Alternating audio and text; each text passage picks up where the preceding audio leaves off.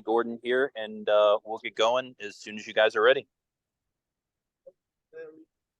How's it going?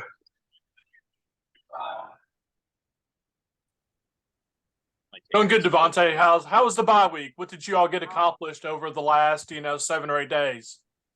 Yeah, so it was good to we've had a long stretch, between camp and the first 4 games. So it was good to kind of get some rest, get our bodies back right as good as they can be. But we've also did a lot of work to prepare for the next week. We had some extra practices to prepare, so that was really good for us. From an offensive line perspective, DeVonte, what do you guys believe you've done well, and where do you believe there's room for improvement as you go through the final 2/3 of the season? Yeah, for sure. I think every game we bring grit to the game. We're gonna fight our butts off. We had a game we ran the ball really well. A few games. But I think what we need to improve on is just fighting all the way through to the end of the play, every play. It's good to block somebody 1 second, 2 seconds, 3 seconds, but as long as we need to. So that's something we're really excited to get a chance to do this week. Obviously, they got a really good front. So, DeVonte, you guys have kind of been a mix and match and pair with Spencer Clapp being out, Nick Sharp's gone down, Matt Golbin's been shuffled around. You've had a little bit of shuffling right tackle. How hard is it to kind of keep consistency when you're feeling like someone's shifting out in and out every few plays or so? Yeah, for sure.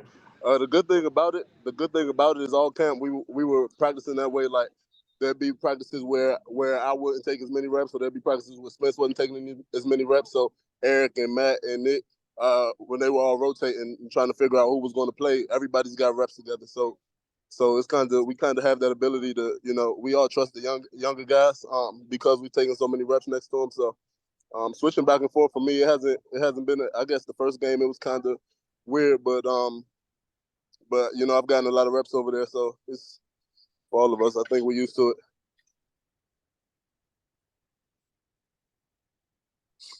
DeVonte, how much confidence do you guys have in Mitch? Oh yeah, we've got confidence in Mitch for sure. We've seen what he can do. And we all know the player he is. So there's no question about what he can do going forward. We're excited to see it. What's the biggest way that the offensive line can help Mitch and maybe in other positions on the offense too? Yeah, for sure. As I was kind of saying earlier, just this Mitch first year playing, we gotta make sure that pocket is good for him at all times.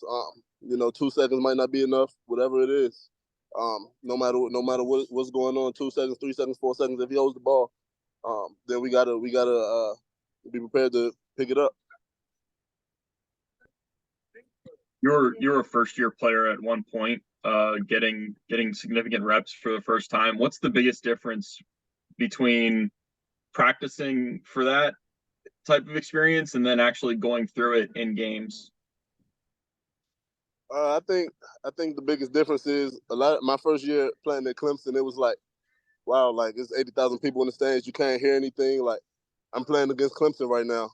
But I think the difference is now I can kind of tune the atmosphere. Obviously, they got some good guys, and so what we want to go and focus on is playing football, right? Not worrying about all the noise and things like that going on.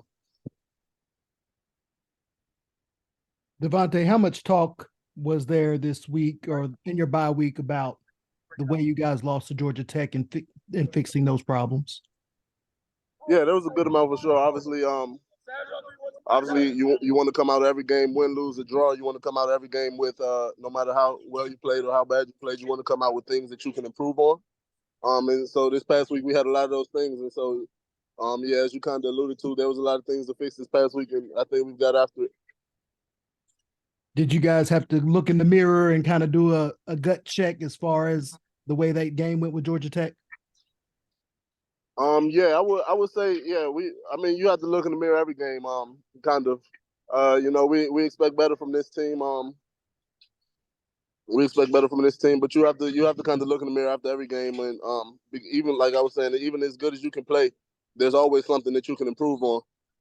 So.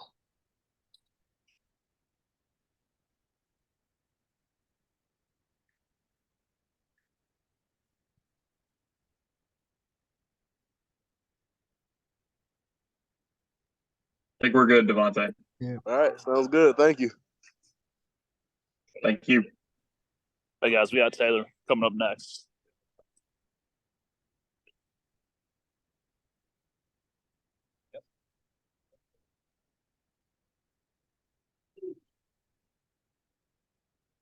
What's up, Taylor? What's going on? Not much, man. Kind of as a veteran on the team, what was your message to the guys in the bye week? It was a long bye week, and I say that just because, obviously we left some things out there on Saturday against Georgia Tech. So just having to sit with those things and try to do our best to fix them and make sure we're ready to go on Saturday. But overall, it's a great week to get healthy and get our bodies back for this next 8-week stretch. Having to sit with that so long, are you pretty hungry to get back on the field and play this week against Clemson? Absolutely. It was great to be able to watch some college football this past weekend, but nothing beats being out there on the field. So we're ready to get back to it. You were once a guy who was going from playing scout team, playing as a red shirt, to playing significant snaps. What was the biggest difference in that transition? Was it the timing? Was it the speed? Was it the power? What kind of things can you relate to some of the guys that are going through that on the offense for the first time? The consistency, showing up day in and day out. When you're a guy that's playing, it's not something that you can just show flashes of.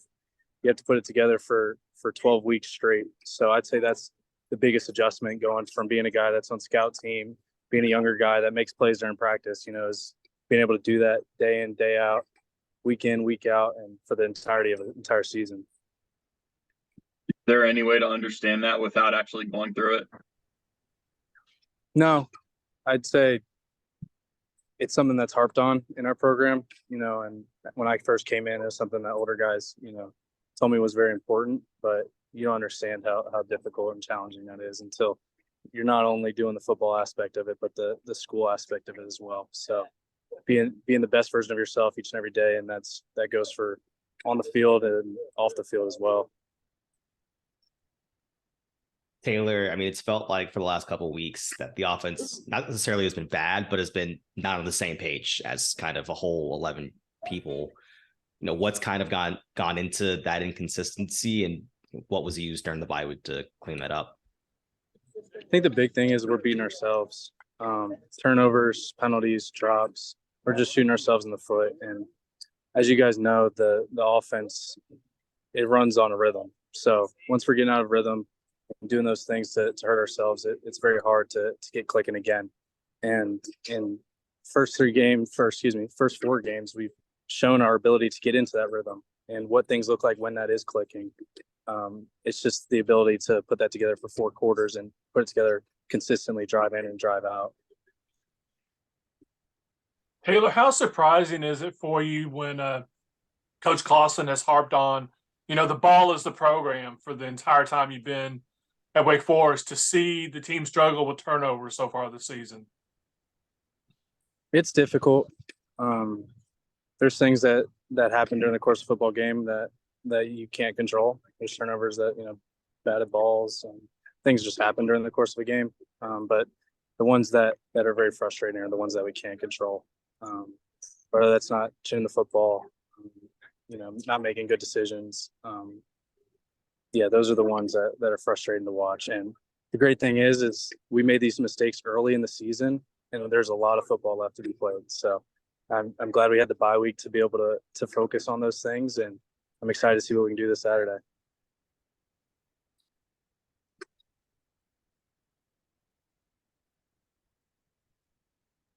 Thanks, Taylor. Thank you, guys. Go Deeks. Yep. Yes, sir.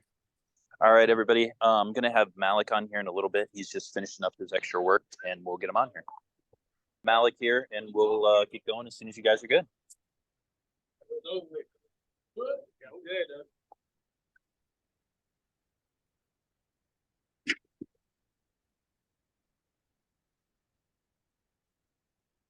Questions for Malik?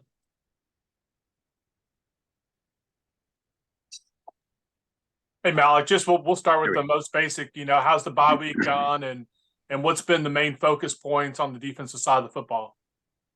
Bye week was good. Just to take a little break from football. We had a really constant, from fall camp to the season.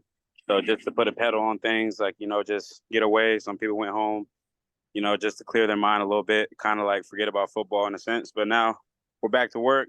And now point of emphasis on defense is basically just be more physical than Clemson. Got to go into enemy's territory, ready to battle, ready to bleed, ready to claw. So we just got to make sure we tackle the ball well and be the more physical team come Saturday. What is it about your performance you've been happy about in the first 4 weeks, and what do you kind of hope to get cleaned up? Just glad that we're able to cover well, just not me, but as a defense. We're able to make turnovers, see Deshaun, having 3 interceptions, just that improving. And, giving our D-line enough time to get to the quarterback, just creating havoc as a unit. Because, this season, I feel like creating more turnovers and being good on third down and even fourth down stops is going to give us the upper advantage if we handle our side of the ball. And obviously improvement will be, being more consistent on those tackles and covering.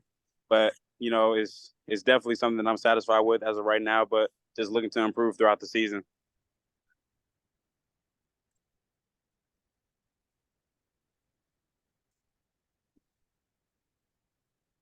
Alec, what's been the biggest reason for the big plays that you guys have given up? Seems like you guys do a great job, and all of a sudden they're breaking out a 30 or 40 yarder.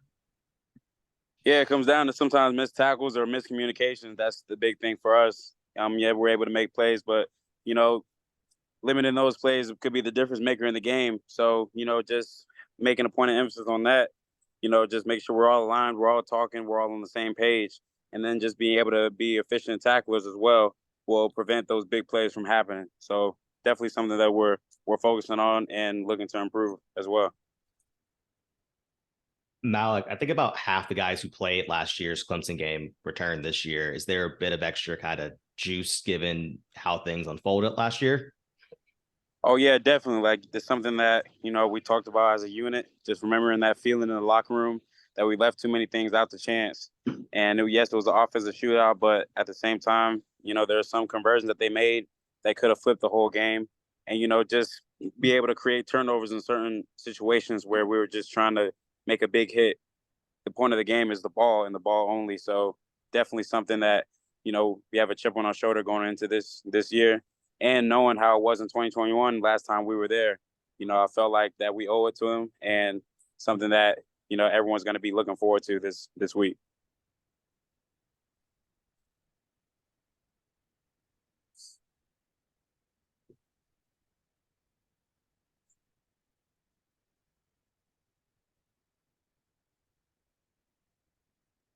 You guys all good? Anything else? I think we're good. All right. Thanks, guys. Have a good one. We'll see you later.